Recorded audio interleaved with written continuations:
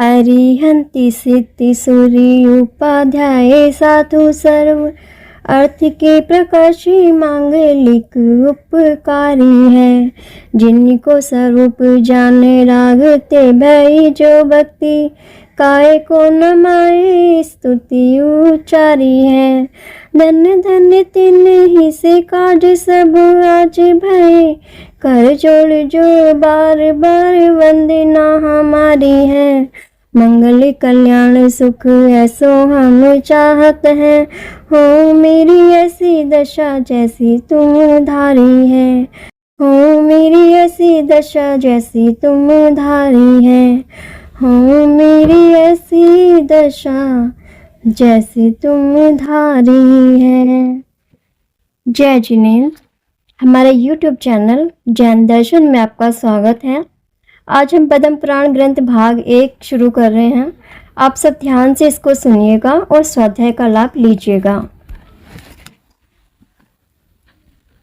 जीवों का यह शरीर रोगों से भरा हुआ है तथा अल्प काल तक ही ठहरने वाला है, परंतु सत्पुरुषों की कथा से जो यश प्राप्त होता है, यश उत्पन्न होता है, वह जब तक सूर्य, चंद्रमा और तारे रहेंगे तब तक रहता है। इसलिए आत्मज्ञानी पुरुष को सब प्रकार का प्रयत्न कर महापुरुषों के कीर्तन से अपना शरीर स्थायी बनाना चाहिए, अर्थात यश प्राप्त करना चाहिए।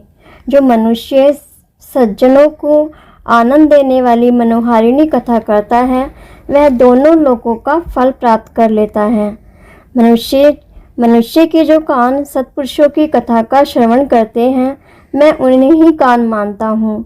बाकी तो विदुषु के कानों के समान केवल कानों का आकार ही धारण करते हैं।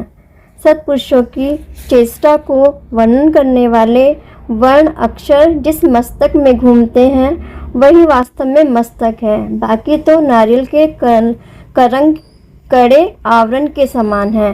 जो जिह्वा सत्पुरुषों के कीर्तन रूपी अमृत का आस्वाद लेने में लीन है, मैं उन्हें ही जिह्वा मानता हूँ।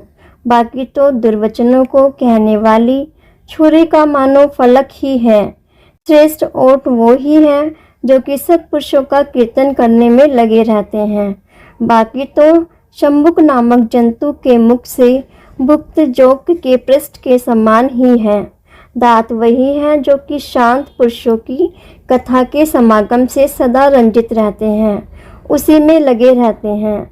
बाकी तो कफ निकलने के द्वार को रोकने वाले मानो आवरण ही हैं। मुख वही है जो कल्याण की प्राप्ति का प्रमुख कारण है और श्रेष्ठ पुरुषों की कथा कहने में सदा अनुरक्त रहता है। बाकी तो मल से भरा एवं दंत रूपी कीड़ों से व्याप्त मानो गड्ढा ही है।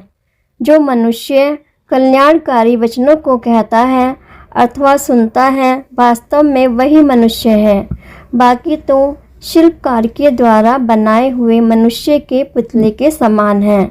जिस प्रकार दूध और पानी के समूह से हंस समस्त दूध को ग्रहण कर लेता है, उसी प्रकार सत्पुरुष गुण और दोषों के समूह से जो गुणों को ही ग्रहण करते हैं, और जिस प्रकार काक हाथियों के गंड स्थल से मुक्ता फलों को छोड़कर केवल मांस ही ग्रहण करते हैं, उसी प्रकार दर्जन गुण और दोषों के समूह से केवल दोषों को ही ग्रहण करते हैं।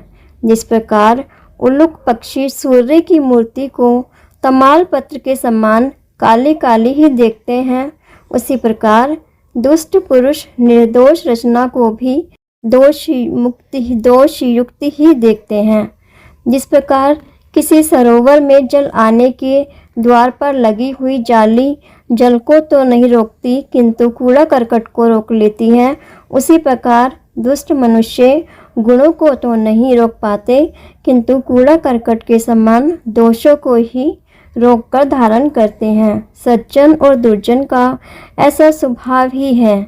यह विचार कर सत्पुरुष स्वार्थ आत्म प्रयोजन को लेकर ही कथा की रचना करने में प्रवृत्त होते हैं। उत्तम कथा के सुनने से मनुष्यों को जो सुख उत्पन्न होता है, वही बुद्धिमान मनुष्यों का स्वार्थ आत्म प्रयोजन कहलाता है तथा यही पुण्य अर्जन का कारण होता है।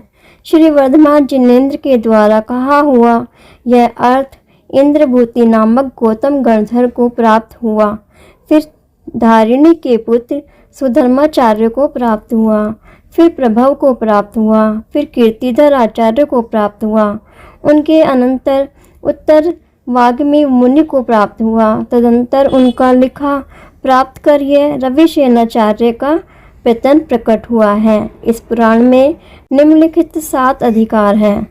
लोक स्थिति, नंबर 2 वंशों की उत्पत्ति, नंबर 3 वन के लिए प्रस्थान, नंबर 4 युद्ध, नंबर 5 लवणाकुश की उत्पत्ति, नंबर 6 भवनांतर निरूपण, नंबर 7 रामचंद्र जी का निर्वाण। ये 7 ही अधिकार अनेक प्रकार के सुंदर सुंदर पर्वों से सहित हैं। रामचंद्र जी की कथा का संबंध बतलाने के लिए भगवान महावीर स्वामी की भी संक्षिप्त कथा कहूँगा, जो इस प्रकार है। एक बार कुशाग्र पर्वत विपुलाचल के शिखर पर भगवान महावीर स्वामी समशरण सहित आकर विराजमान हुए, जिसमें राजा शैण्यक ने आकर इंद्रभूति गणधर से प्रश्न किया। उस प्रश्न के उत्तर में उन्होंने सर्वप्रथम युगों का वर्णन किया, फिर कुलकरों की उत्पत्ति का वर्णन हुआ। अकस्मात दुख के कारण देखने से जगत के जीवों को भय उत्पन्न हुआ, इसका वर्णन किया। भगवान ऋषभदेव की उत्पत्ति, सुमेरु पर्वत पर उनका अभिषेक और लोक की पीड़ा को नष्ट करने वाला उनका विविध प्रकार का उपदेश बताया गया। भगवान ऋषभदेव ने दीक्षा धारण की, उन्हें केवल ज्ञान उत्पन्न हुआ, उनका लोकोत्तर ऐश्वर्य प्रकट हुआ, सब इंद्रों का आगमन हुआ और भगवान को मोक्ष सुख का समागम हुआ। भरत के साथ बाहुबली का बहुत भारी युद्ध हुआ।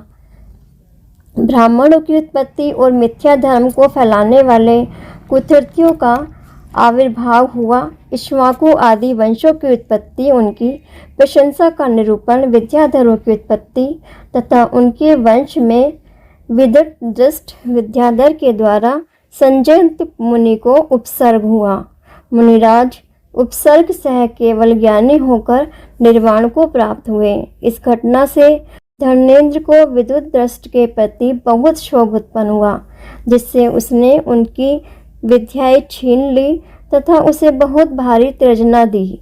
तदंतर श्री अजितनाथ भगवान का जन्म, पूर्ण मेघ विद्याधर और उसकी पुत्री के सुख का वर्णन, विद्याधर कुमार का भगवान अजितनाथ की शरण में आना, राक्षसद्वीप के स्वामी वेंतर देव का आना तथा प्रसन्न होकर पूर्ण मेघ के लिए राक्षसद्वीप का देना, सगर चक्रवर्ती का उत्पन्न होना, पुत्रों का मरण सुन उसके दुख से उन्होंने दीक्षा धारण की तथा निर्वाण प्राप्त किया।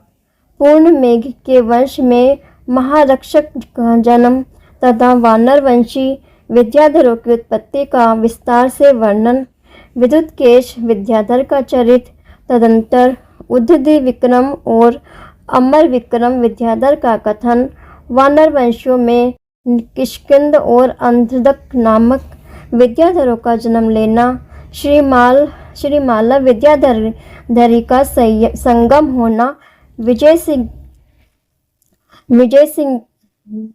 दोबारा पढ़ ली, वानरवंशियों से किष्किंध और अंधक नामक विद्याधरों का जन्म लेना, श्रीमाला विद्याधरी का संगम होना, विजय सिंह के वध से अग्निवेग को क्रोध उत्पन्न होना, अंधक का मारा जाना और वानरवंशियों का मधु पर्वत के शिखर पर किष्किंधपुर नामक नगर बसाकर उसमें निवास करना, सुकेशी के पुत्र आदि को लंका की प्राप्ति होना, निर्घात विद्याधर के वध से माली को बहुत भारी संपदा का प्राप्त होना, विजयाद पर्वत के दक्षिण भाग संबंधी रत्नपुर नगर में समस्त विद्याधरों के अधिपति इंद्र नामक विद्याधर का जन्म लेना, माली का मारा जाना और वे श्रवण का उत्पन्न होना।